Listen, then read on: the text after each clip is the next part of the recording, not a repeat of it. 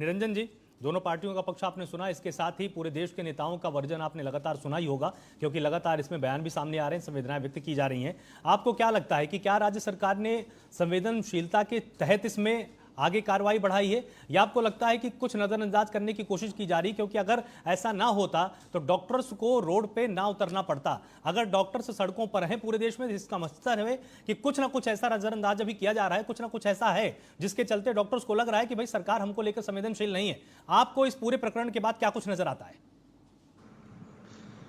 देखिए आलोक जी, निश्चित रूप से मन के अंदर बहुत ज्यादा वेदना होती है जब मैं ये चीज देखता हूं, और इसके अंदर केवल आप ये मान के चलिए राजनीतिक रूप से ही सुधार की आवश्यकता नहीं है।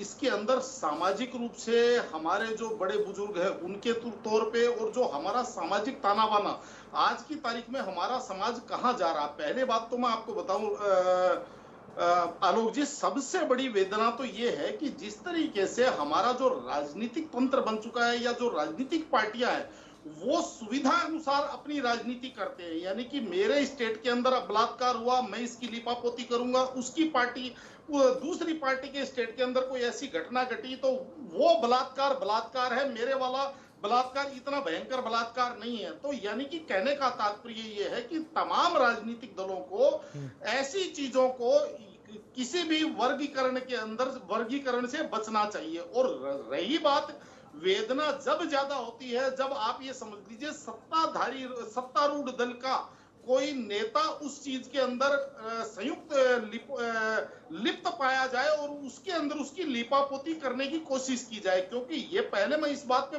थोड़ा सा प्रकाश डालना चाहता हूं कि जिस तरीके से पोस्टमार्टम रिपोर्ट के अंदर ये चीज आई है कि जो उस महिला के साथ बर्बरता की है और उसके बाद में उसके शरीर में से उसके वजाइना में से आप ये समझ लीजिए 3-4 लोगों के सीमेंस मिले हैं। मतलब ये एक सामूहिक बलात्कार है, लेकिन इसको कहीं ना कहीं इसकी तीव्रता कम करने के लिए केवल एक आरोपी को पकड़ा गया।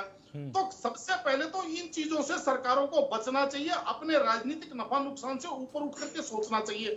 और सबसे बड़ी बात क्या है कि मेरे शासित राज्य के अंदर हुआ तो मैं दबा दूं, दूसरे शासित राज्य में हुआ तो मैं उसको उठा दूं। इन चीजों से बचना चाहिए। अपराध है, और किसी भी महिला के साथ इसके अंदर डॉक्टर हो, पढ़ी लिखी हो, अनपढ़ हो, किसी सामान्य परिवार की हो, या यूं कहें कि निम्न परिवार की हो, महिला का मान सम्मान, महिला की जान, महिला के प्राण सबसे महत्वपूर्ण चीज होती है। और हमारे यहाँ जिस तरह दूसरा विषय ये बनता है आलोक जी कि हमारा समाज आज जब हम ये कह रहे हैं कि हमारा लिटरेसी रेट हमारा बहुत आगे बढ़ गया है, समाज शिक्षित हो गया है समाज के अंदर, तो उसके बाद में ये हैवानियत क्यों? ये कौन लोग हैं जो इंसान, जो आप कहते हैं कि मानव के रूप में जानवर की आत्मा लेकर के घूमते हैं, मैं तो इनको नाम देता हूं मानवर। ये इन लोगों को कैसे चिन्हित किया जाए, ये सारा का सारा मामला आता है। हमारे समाज के ऊपर भी एक जिम्मेदारी बनती है कि हमारे समाज को अब बैठ करके पुनः एक बार दोबारा से सोचना चाहिए कि जिस तरीके से हम पाश्चात्य संस्कृति की तरफ दौड़ते हुए अपने संस्कारों से एक हिसाब से समझ लीजिए दूर होते जा रहे हैं, ये उसी का परिणाम है। क्योंकि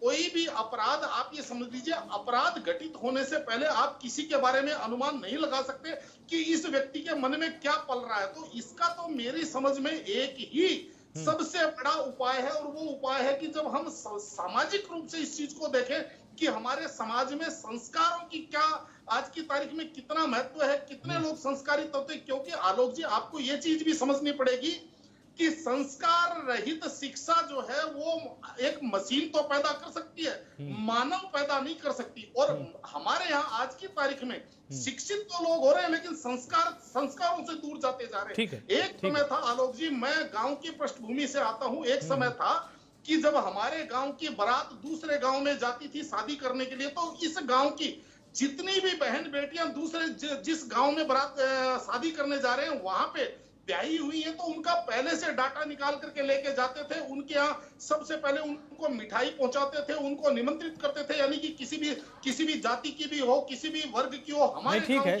लेकिन मुझे जहां तक इसमें लगता है, निरंजन जी, मुझे जहां तक इसमें लगता है कि संस्कार होने का, अनुशासित होने का या उसके व्यवस्थित होने का हमें इंतजार करने की जरूरत नहीं है।